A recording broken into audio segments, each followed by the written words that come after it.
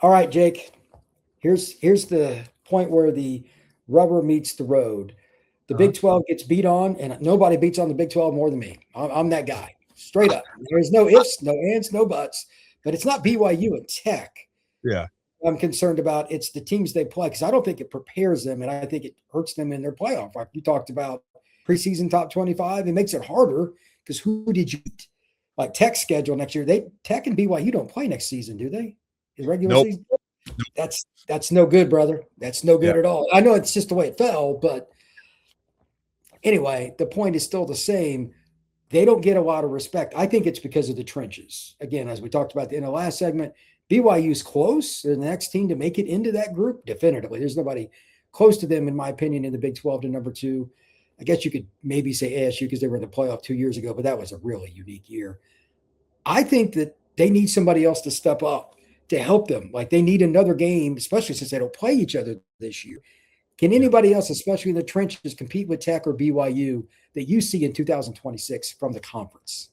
So the team I'm thinking of is because they did it this past year is Utah, BYU's arch rival, because they got 2 top 15 picks at tackle, and their other 3 offensive linemen are all NFL caliber guys. But all those guys are leaving Brian. So, and with the turnover with Kyle Whittingham leaving, him taking half of that staff, most of the offensive staff in particular.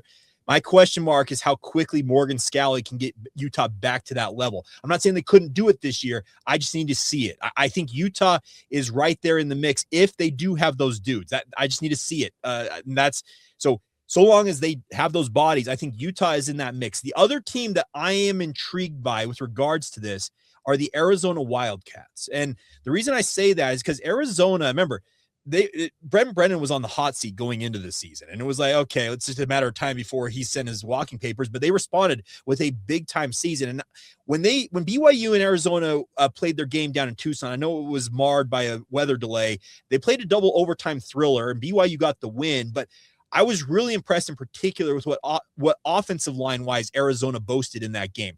We talked about Indiana and how they kind of do it as a collective. I think it's kind of the same way BYU and Arizona are doing it, where they maybe don't have, you mentioned that top 25 first round offensive lineman, but they've got like maybe a 4th round lineman, a 5th round, and a 6th round, and you kind of fill in the gaps that way, and the collective whole makes up for that.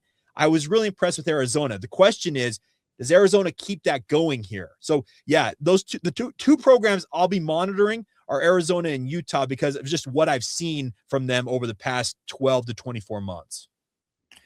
It was surprising to me, to your point about Arizona. I thought, yeah, they're about to fall off a cliff or get cratered, whatever phrase you want to use. I watched them a few times. Yeah, they were pretty impressed. That quarterback's fun to watch too. He just makes plays. He would not be much dude. Yeah, he's really good. Yeah, he's not much fun to try to scheme against. But can they do it? It's different when you're the hunter. Correct. And now you're the hunter. What did they win? Like 9 games or something like that? They're going to get circled this year. So I think that's what makes college football fascinating. Year to year, we can sit here and predict, and we do it all off season. We've already started. Yep. It's January.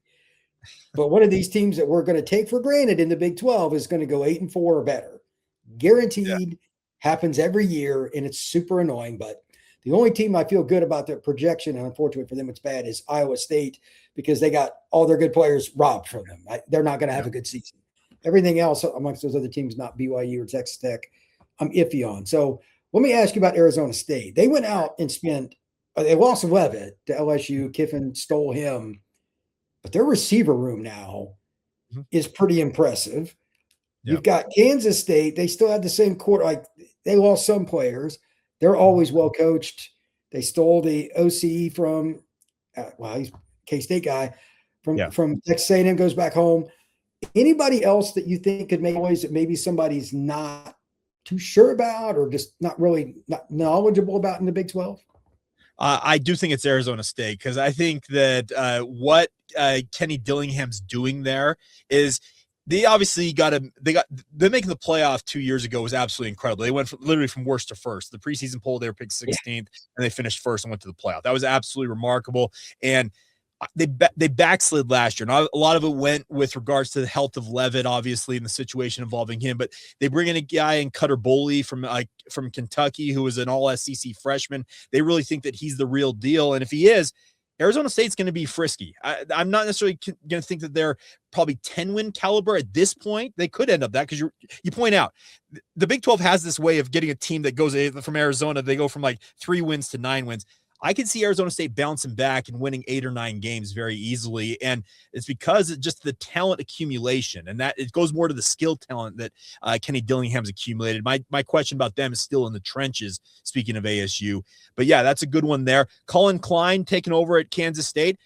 The cupboards aren't bare there in Manhattan. And that's the thing about this is Colin Klein's coming in as an alum. He's going to have that pride, obviously, to get the Wildcats back to where they need to be. Having Avery Johnson, no matter how inconsistent he is a multi-year starter at quarterback, and that's a good building block to have. I am interested in Kansas State. The one other team I do want to throw in the mix in terms of just one I'm monitoring is Rich Rod and West Virginia. Even though he played, I think 4, 5, 6 quarterbacks this past year, they had offense. They had offense all year long, and that just shows that Rich Rod does. He's an offensive wizard just in terms of his ability to coordinate top-tier offense. If West Virginia can get some semblance of a defense, they could be a team that's interesting as well in terms of a team that could really kind of bump up this year. We'll see. I want to throw out one thing, and it's just because I'm curious. I got to know him a little bit in the recruiting process. DJ Lagway. Yeah. I have no idea how Dave Aranda is a defensive coach and they're better on offense than defense. I don't understand that. That's part of you guys' league. I'll let you explain that. It makes no sense. But if Lagway is at least decent, could they make noise? Do they have enough roster pieces, or am I just out of my mind? I do think that having a strong quarterback in the Big 12 does give you a leg up. And if Lagway is what a lot of people have thought he's been for years, even going back to his recruiting days, because I love what you do in terms of you cover recruiting from all angles. If he is as good as he could be and what people still think he could be, yeah, that's going to give Baylor an opportunity to be interesting. But I just don't know defensively. And you're right. It's kind of funny. Dave Aranda is considered one of the premier defensive minds in the sport. And I can say that knowing people that he's worked here in the state of Utah at points in his career, and people rave about his defensive chops, but their defense, it's not good. And I just don't know that they have the dudes to have a competent defense. The offense, yeah, if Lagway is good, they're going to be able to play some high scoring games, but it's just, it's not going to lend itself. You talk about the Big 12, maybe we beat up on each other in this league, but once you get outside the league, does it hold up? And that's my question mark about Baylor. I'm kind of there too. And that kind of leads me into the final point and the bigger point of this part of the show. I'm good with Baylor and some of those teams being competitive, but I don't think they're on BYU's level. Certainly not on Tech's level. For those that haven't looked, go look at Tech's portal D-line class. Yeah. It's insanity. Yeah. Like there's money being spent, and then there's that. If I remember right, they got 7 guys. Mm-hmm. Like for the love of mankind, it's really hard to understand. But anyway, is there anybody that you think besides those 2 that could win a playoff game? Barring something really and there's always the shocker. I get it. Yeah. Anybody else that's capable or no? Right now, no. I do think Tech and BYU are the best bets to make to make the college football playoff and obviously advance, because that's the next step the Big 12's got to take here, Brian. They've had 2 chances in this expanded playoff. They've had 2 teams in it, and both of them have lost. And Tech got absolutely dominated by Oregon, and that was disheartening to watch, because I really do think that Tech was much better than they showed in that game, because I watched them up close twice. Speaking of BYU and Tech playing head to head, but I at this juncture, I don't think there is another team out there that, let's say they were to make the playoff, that I think has the capability of advancing. But I do think that BYU and Tech, if they do make the playoff field, depending on how the matchup goes, I think they are capable of winning and advancing. I would agree. I'm curious. Bear Bachmeier, how much more does he throw against top teams? Do they change the offense? Like little things like that. Well, but go ahead. On that point, just real quick. A lot of people think that Bear is wholly reliant on his legs kind of generating the offense. But I want people, if you want to see what he's capable of with his arm talent, Brian, go back and watch the Pop-Tarts Bowl against Georgia Tech. He had a bad wheel in that game. He got dinged up early on in that game. It was a holdover from the Big 12 title game where he was clearly hampered. but watch what he did with his arm in that Pop-Tarts Bowl. That's the arm talent that I have heard about Bear Bachmeier that came, I think, finally to bear. He put together a 3,500-yard season as a true freshman who enrolled at BYU 5 weeks before fall camp started.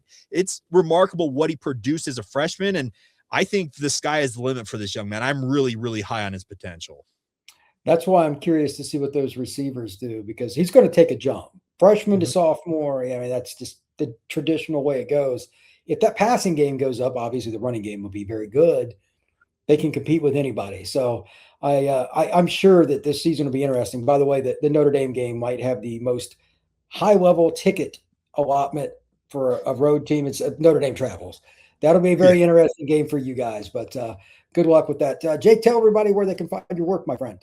Yeah, BYU-centric content every single day, wherever you get your podcasts, Apple, Spotify, also available on YouTube. Please subscribe, rate, and review just like you do with the portal, Locked on the Portal.